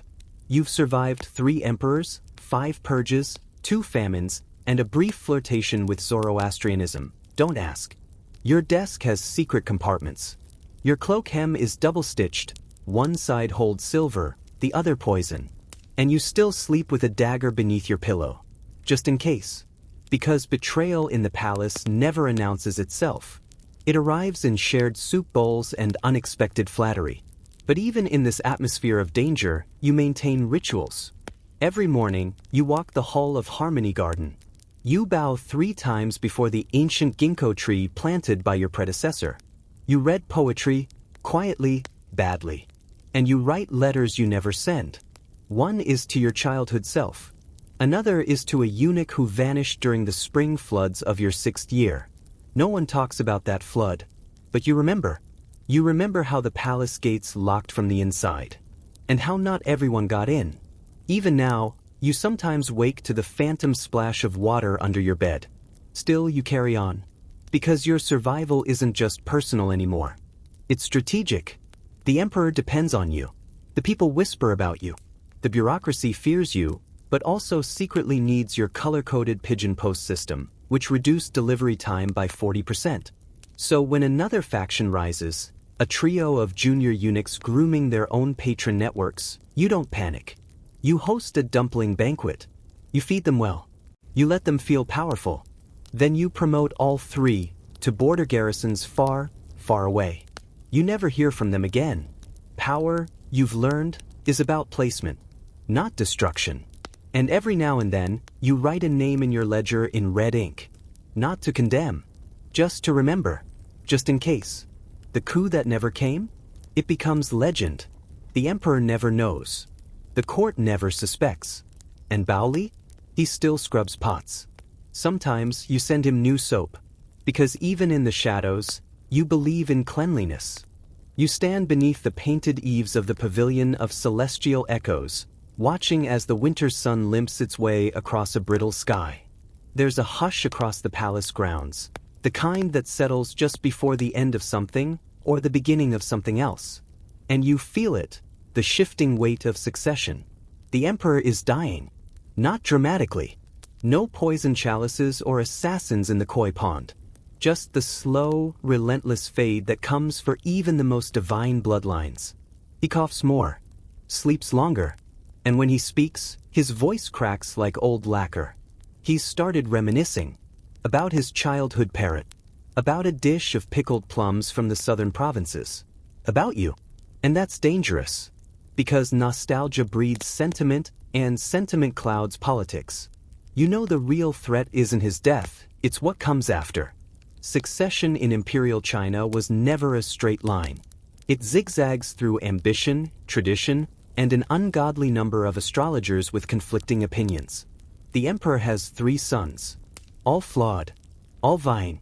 One's a scholar who writes mournful essays about river erosion. One's a soldier who solves problems with his fists and then asks if that was okay. One's a charming rake who knows too much about your past alliances.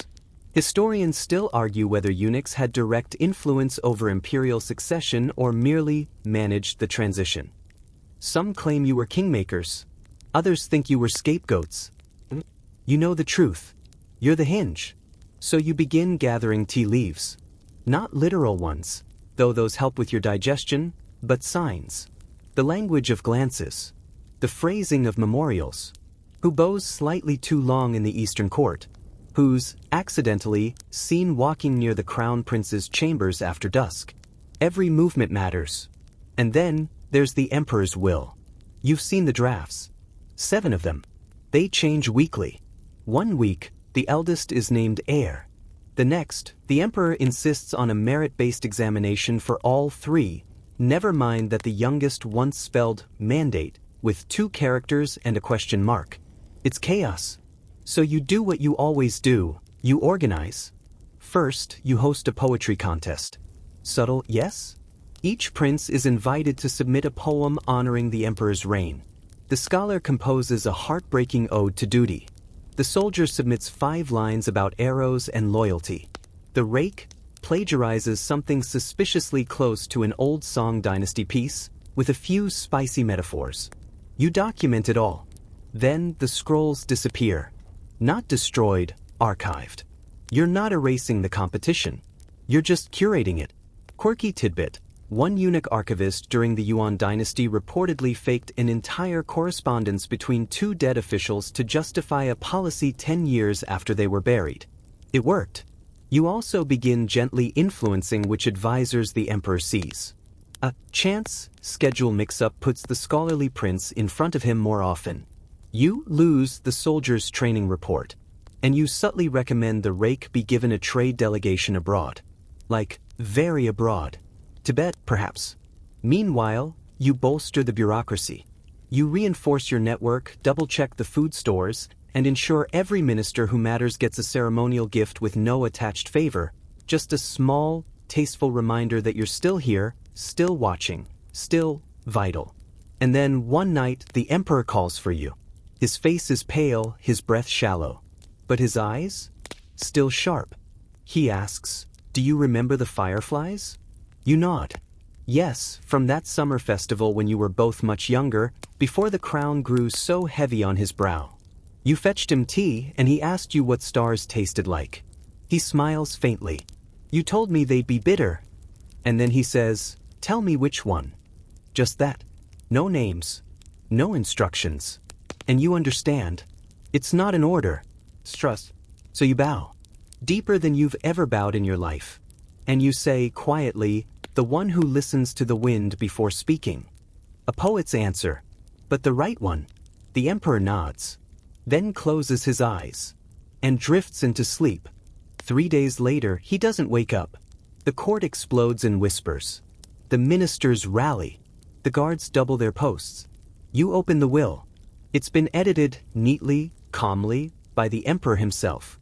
The scholar is named heir. No one argues. Because they know. You were the hinge. And the door turned where you pushed. You don't cry at the funeral. That would be unbecoming, especially for someone who orchestrated half the seating chart and personally ensured the pyre was stacked with the correct blend of sandalwood, myrrh, and camphor so that the smoke would rise just right over the vermilion tiles. You do, however, blink more than usual. Grief has to find a place, even if it's tucked inside your sleeve with a lavender sachet. The emperor is gone. Long live the emperor. The scholar prince, now son of heaven, ascends with a voice that cracks on the second syllable of his inaugural address. He forgets a ritual bow, drops a ceremonial scroll. His hands shake as he accepts the jade seal. And you? You stand just behind the curtain, still silent. Every new reign resets the board. Titles are revoked. Posts reassigned. Some fall. Some rise. Even teacup preferences change. You wait. Historians still argue whether this particular transition was the smoothest of the dynasty or just the quietest. Some say it was divine will. Others say you pulled every string behind the tapestry. No one says you wept alone in the archivist's room 3 nights later. It's fine. Grief is a ledger. You balance it like any other. The new emperor names you Chief Eunuch Emeritus, a title no one quite knows how to interpret. It means you can speak in court if invited, but mostly you remain in the shadows, floating through corridors like incense. You start mentoring. Not officially. But young eunuchs begin appearing in your quarters, ostensibly to deliver documents or tea, but clearly waiting for you to offer something. A lesson. The proverb. A glance that means, you're doing fine, but iron that robe next time. One boy asks timidly, "Did you ever want to leave?" You smile. You say nothing. Because how do you explain that the palace is your skin now? That you've been here longer than the paint on half the murals? That outside the world smells too sharp? Instead, you brew him tea and change the subject to inventories. Quirky tidbit. One elderly eunuch once trained a magpie to recite 5 palace regulations just to scare new recruits. The magpie became more famous than the man, eventually promoted to bird of discipline. You begin writing again. Not letters, not scrolls, but a book. A secret one. A manual of sorts. On the maintenance of harmony through cups and quills. It includes sections like how to spot a poisoned plum without dying first, which ministers lie with their feet, how to read a whisper from across a hall. No one will read it, or so you think, but the act of writing calms your hands. The new emperor calls on you less often, which is fine. Expected. You're not here to govern anymore. You're here to stabilize. When a minister accuses a eunuch of overreach, you invite both to a tea debate. You quote Confucius and Zhuangzi in equal measure, then pivot to a story about ducks in winter. By the end, no one remembers what they were arguing about, and the emperor looks visibly relieved. You become legend. Still alive, but already a ghost in the court's imagination. Some say you command spirits. Others think your robe has secret symbols stitched into the lining. Once, a young concubine swears she saw your shadow bow to the portrait of a past emperor, and the portrait blinked. You encourage none of these rumors. But you don't deny them either. One day, the emperor asks, "What do you want, truly?" You answer with the truth, quiet shelves, honest ledgers, and warm slippers in winter. He laughs. He thinks you're joking. You're not. Because all along, you knew the end wasn't glory. It was continuity. You kept the empire from cracking, not by sword or decree, but by noticing when a seal was forged or a courier was late. You saved a dynasty with meticulousness, with ledgers, with teacups. And now, as the plum blossoms begin to fall again in the eastern garden, you walk with slow feet and steady hands. You pause beneath the ginkgo tree, the one that saw your first oath, the one that holds the names of 10,000 secrets in its roots. You whisper, "Still here," and the leaves stir like applause. Spring ends the way it always does in the Forbidden City, reluctantly, with a final flurry of pink petals clinging to the breeze like gossip that hasn't yet found a proper audience. You sip your morning tea by the window, watching the eunuch trainees scurry across the courtyard. One of them trips over his own robes. Another forgets which direction to bow. You smile. Not unkindly. You've stopped correcting them so quickly. Because sometimes failure is its own best teacher.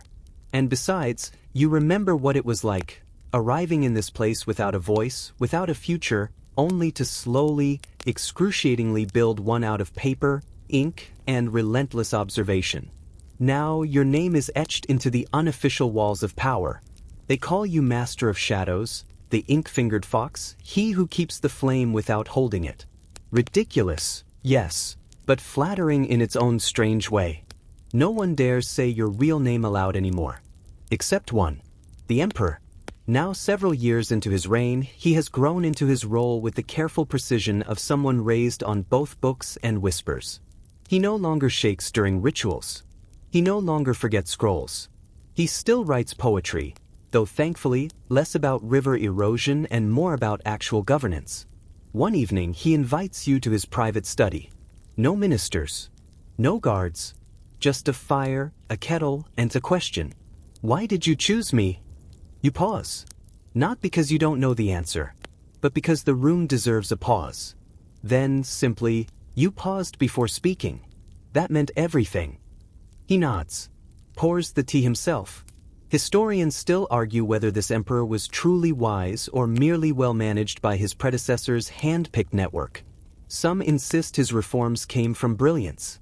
Others credit a mysterious eunuch advisor who never officially held the pen.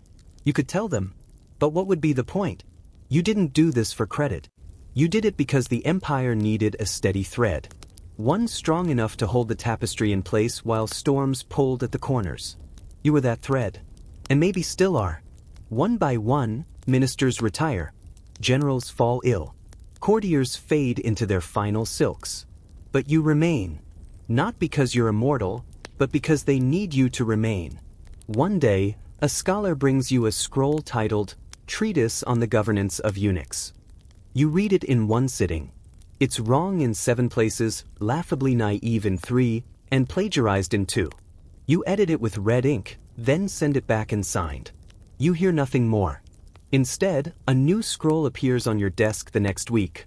Observations on service. It's blank except for a single line at the top. Teach me. You keep it. Fringe tidbit. Toward the end of one dynasty, a eunuch reportedly ran an underground finishing school for future ministers disguised as a fan repair shop. The fans were average. The ministers? Remarkable. These days, your quarters are quieter. You've begun giving things away. A jade brush to a young scribe who once caught your dropped ring without looking. A lacquered fan to the cook who always sends you an extra dumpling by accident. Your legendary ledgers? Still there. Still neat. Still terrifying. But now they live in a locked cabinet with a key you no longer wear. You don't need it. You remember every name. And on certain nights, you go walking. Not far. Just to the old courtyards, the back paths where fewer feet tread. Where moss climbs the walls like old regrets, and the moon hangs low, as if listening. You walk without shoes. It hurts, but it also feels real. And in one forgotten corridor, a small plaque hangs skewed above a crooked door. It reads, Hall of Quiet Service. You didn't name it. You didn't build it. But someone remembered. And that is enough. You sit. You breathe. The palace exhales with you. No coups tonight. No ledgers to review. Just stars above the ancient eaves, and the sound of sandals far in the distance.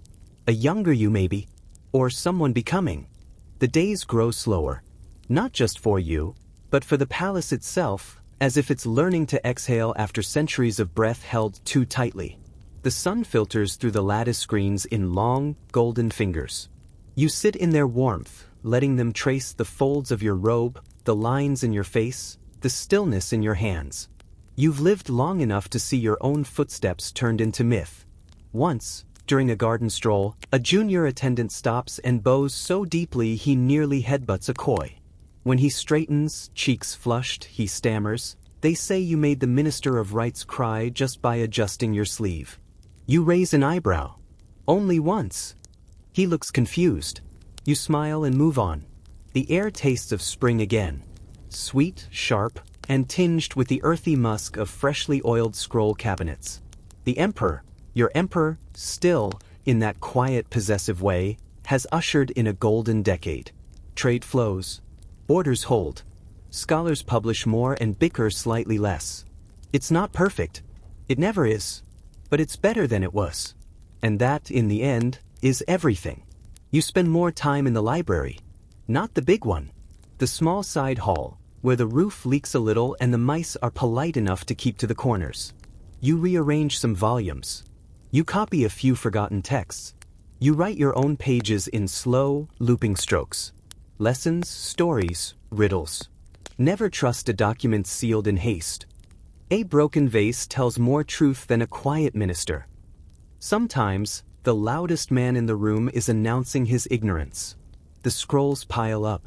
One day, someone will find them. Or not. doesn't matter. You've already passed along what you needed to. Historians still argue whether your legacy was real or exaggerated, whether the eunuchs truly shaped dynasties or merely weathered them. Some claim your story is embellished, folded over time into legend. Others suggest you never existed at all. You laugh at that one, because isn't that the point? To live so thoroughly in the margins that your absence is a kind of presence? To guide without being seen, to lead without the lantern, to rule without the robe? You once whispered to an emperor. Now the echoes of that whisper shape policy. You once filled cups. Now, the memory of your tea lingers in every courtier's smile. And when you close your eyes, you see it, not the throne, not the gold, but the quiet hum of the ledgers. The swirl of steam from a porcelain pot. The hush of footsteps on midnight stone. The palace remembers, even if the world forgets. And as you settle into the last of your days, you don't feel regret. You feel tidiness. Like a scroll well rolled. Like a story ended precisely where it was meant to. Wind down, 300 words. And now, as your eyes grow heavy and the world outside the window fades to soft gray, you find yourself floating gently across those tiled courtyards once more. The halls are quiet. The lanterns flicker low. Somewhere, far off, a flute plays a note that trembles like silk in the wind. You pass through gardens blooming in the softest hues of moonlight, where every flower once heard secrets too heavy for human ears. You feel the cool stone beneath your feet, the hush of bamboo leaves brushing the sky. You move not as a servant, not as a master, but as something simpler. A breeze. A memory. A kind of stillness the palace has earned. There's no ceremony, no procession. Just a final walk through familiar doors. The kind you opened 1,000 times. The kind that never creaked, because you'd made sure of it. And when the stars tilt, just slightly, as if bowing to you one last time, you smile. Because you were the thread. And the empire held. Now sleep comes, not with weight but with lightness. Like a feather drifting across your chest. Like parchment curling gently in warm air. Like the final swirl of tea leaves in a quiet, empty cup. Good night, my friend. Rest well. You've done more than enough.